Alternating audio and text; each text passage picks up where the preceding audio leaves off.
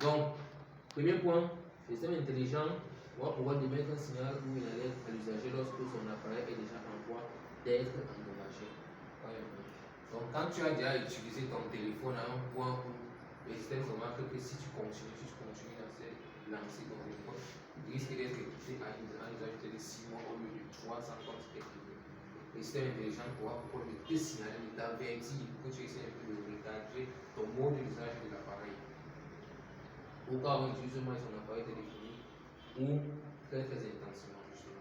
Deuxième point, il permettra de réguler le temps d'un usage téléphonique sur votre téléphone à un système de réglage automatique de chaque utilisation. C'est ça que je disais tantôt. Le système intelligent, ici pour le concevoir maintenant, il va falloir entrer dans certains paramètres à dire quel est le temps moyen mis par exemple par citoyen pour pouvoir avoir accès à notre WhatsApp, qu'est-ce qu'on peut faire et tout.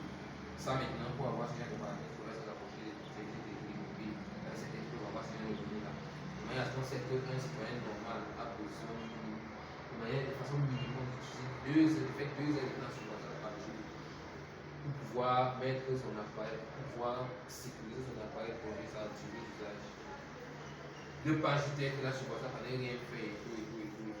Donc, aller sur WhatsApp exclusivement par nécessité et non plus seulement par pur plaisir.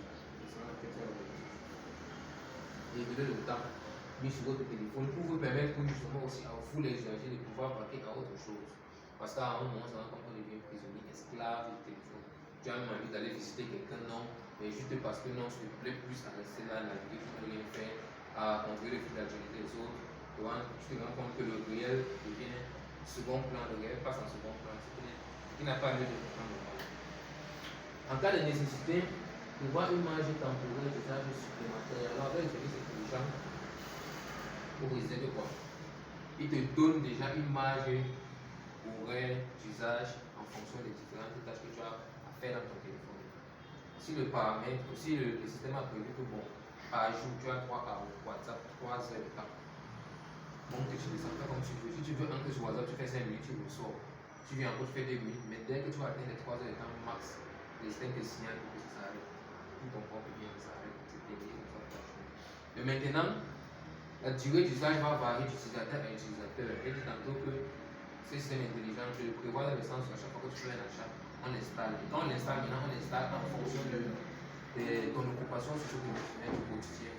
Si tu es par exemple un vendeur, le système intelligent, c'est qu'un vendeur aura par exemple besoin de 2 téléphones. Tu vois ça par exemple par jour. Le reste du temps, il n'a pas besoin de ça, il peut se concentrer justement dans son service. Par exemple, un chef d'entreprise, lui, aura besoin de marge horaire un peu plus étendue. Donc le système va être rétro-réglé à base maintenant de l'utilisation des uns et des seconds. Les marges horaires vont un peu varier en fonction des différents usagers. Il va permettre, en cas de nécessité, de prévoir une marge temporaire d'usage supplémentaire pour dire que si tu as déjà écoulé ton temps d'usage des différentes opérations de par jour, 3 heures, 4 heures de temps, le système intelligent maintenant prévoira une autre marge au cas où tu es imprévu. Dans le sens où, par exemple, on peut te dire que voici, tu vas ajouter que voici maintenant, tu as complété encore, voilà un incident qui est arrivé. Maintenant, le système intelligent sera doté d'un menu, par exemple, où tu pourras utiliser limite 2 fois par semaine. Alors, disons, par exemple, ça va dépendre. Et lorsque tu l'actives, maintenant, tu peux générer une fois à ton application, comme ça, tu peux maintenant essayer de gérer ta situation. Ensuite, si ce n'est pas encore prévu que le logiciel te permet de commencer sur ton WhatsApp normalement, et c'est bien encore à toi de utiliser cette marge de temps supplémentaire là pour gérer ta situation. Donc, c'est un peu dans ce sens-là que